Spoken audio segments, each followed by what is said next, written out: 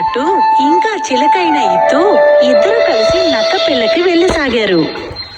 Friend, మన వెళ్ళి చేరే లోపల ఫంక్షన్ అయిపోతా ఏంటి? అరే ఇలా చూడు ఎత్తి, నువ్వెందుకు దిగులు పడుతున్నావు? విషయం అది కాదు ఫ్రెండ్, నేను విన్నాను పక్కన గ్రామం నుంచి అక్క పెళ్లికి డిఫరెంట్ అయిన పళ్ళు, డిఫరెంట్ అయిన ధాన్యాలన్నీ వచ్చాయంట. ఏమిటి అలాగా? ఈ విషయం నాకు తెలియనే తెలీదు. నాకు మురళి యొక్క నాట్యం ఉందని మాత్రమే తెలుసు. అలాగా? నిజంగానేనా? ఇలాంటి ఈవెంట్స్ అన్ని చాలా చాలా బాగుంటాయి.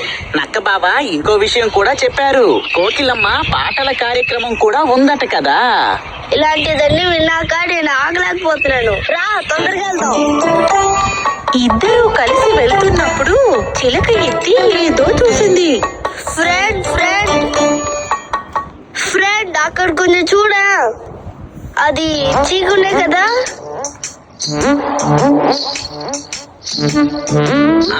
అవునవును, తనే చూస్తే మనం ఇబ్బందుల్లో పడతాం. త్వరగా ఇక్కడి నుంచి వెళ్ళిపోదాం పదా.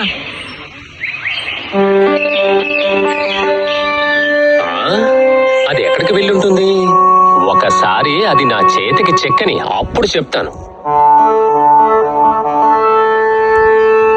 అరే కోతన్నయ్య, ఒకసారి ఇటు రా. ఒకసారి ఇటు వస్తావా? నీతో ఒక విషయం చెప్పాలి. నేనే చిక్కు, నిన్ను పిలుస్తున్నాను. సరిపోయింది పో, చిక్కు మనల్ని చూసేసాడు. ఇప్పుడు మనం ఏం చేయాలి ఫ్రెండ్? ఏమో తెలీదు, వెళ్ళి చూద్దాం పద. లేదంటే తను మనల్ని ఇక్కడి నుంచి పోనివ్వడు. వాళ్ళు వస్తున్నారు రాని చూసుకుంటాను. కానీ ఈ చేవ ఎక్కడికి వెళ్ళింది? మమ్మల్ని ఎందుకు పిలిచావు చిక్కు? అదా, ఇప్పుడు మీరు ఎక్కడికో వెళ్తున్నట్టు ఉన్నారు. ఎక్కడికి వెళ్తున్నారు? అది మేము నక్కనయ్య పెళ్లికి వెళ్తున్నాం.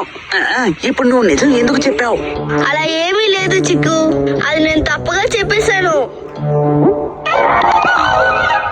అది డాక్టర్ కప్ప పెళ్లికి వెళ్తున్నాం.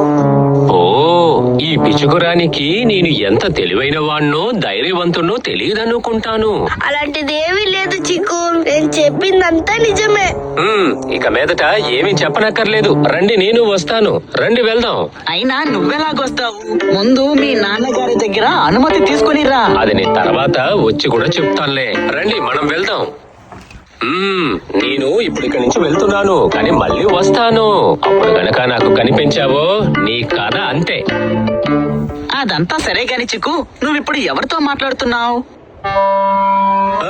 అదా, అది ఒక చిన్న చీమ దగ్గర. చీమ? ఆ చిన్న చీమ నీకే పాపం చేసింది? అవును, నేను ఇక్కడికి వచ్చి వెళ్లే వాళ్లతో రాయి విసిరి ఆడుతూ ఉన్నాను అంతే. అప్పుడు ఒక చీమ నన్ను బాగా కరిచేసింది. చాలా కోపం వచ్చింది. సరే, అందుకు నువ్విప్పుడు ఏం చేయబోతున్నావు? నేను వెంటనే దాన్ని కనిపెట్టి చాలా దూరంగా విసిరేయాలి. కానీ అది నన్ను చూసి భయపడి ఇక్కడ ఎక్కడో దాక్కునుంది.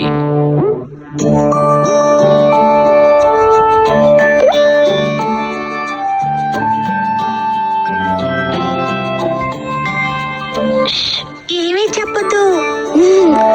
ఖచ్చితంగా ఖచ్చితంగా. సరే రా మరి వెళ్దాం.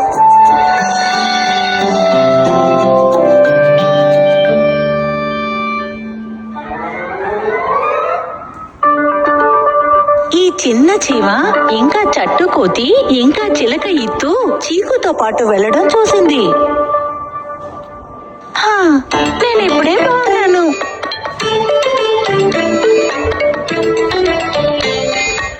మీకు తెలుసా, నేను చాలా బలవంతుణ్ణి. మాకు తెలుసు. నీకెలా తెలుసు? నీకెవరు చెప్పారు? ఇప్పుడే కదా చిక్కు మా ద్వారా చెప్పావు. కానీ మీకు నా మీద నమ్మకం లేనట్టు అనిపిస్తోంది. ఇప్పుడే నిరూపిస్తాను చూడండి. అవసరమేమీ లేదు. నువ్వెలా అలా చెప్తావు? నేను ఒక విషయం చెప్తే మీరిద్దరూ నమ్మే తీరాలి, లేకపోతే నాకు చాలా కోపం వస్తుంది.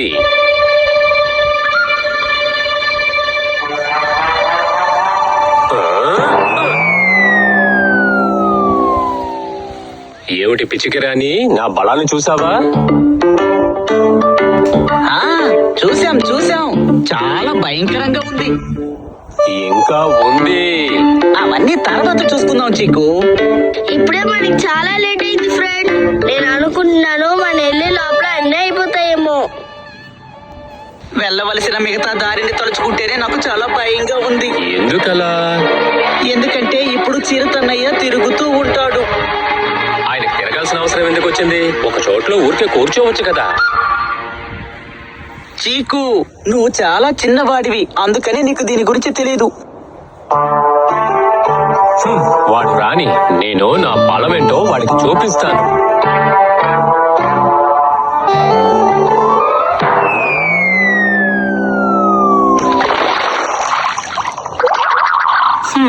నేనేంటి ఫుట్బాలా? వచ్చే వాళ్ళంతా నన్ను కుట్టడానికి. సరే, ఎలాగో దీంట్లో వచ్చి దిగాను, దీంట్లో స్నానం చేసుకుందాం.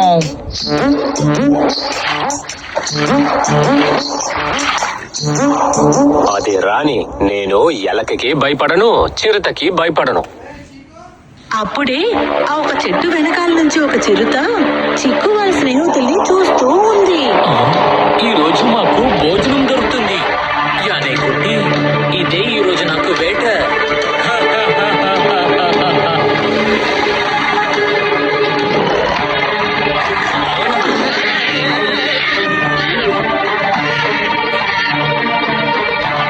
చిరుత వచ్చేసింది, త్వరగా వచ్చేయ్. చిరుత వచ్చేసింది, త్వరగా వచ్చేయ్.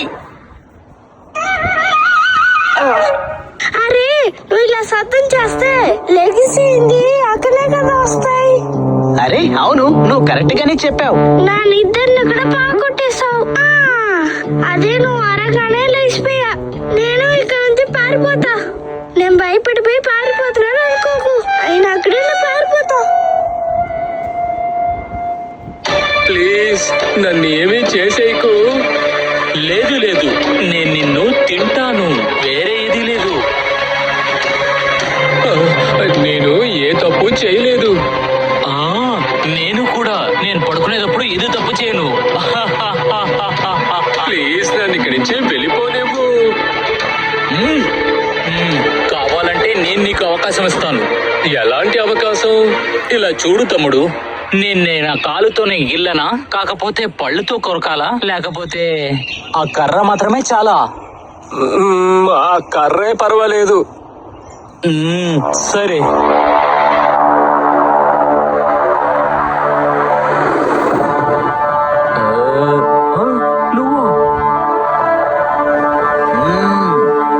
నీ ఆకలి తీర్చుకోవడానికి నా బిడ్డే దొరికాడా? అది దాని గురించి నాకు అస్సలు తెలియదు. ఎప్పుడు తెలుసుకున్నావు కదా.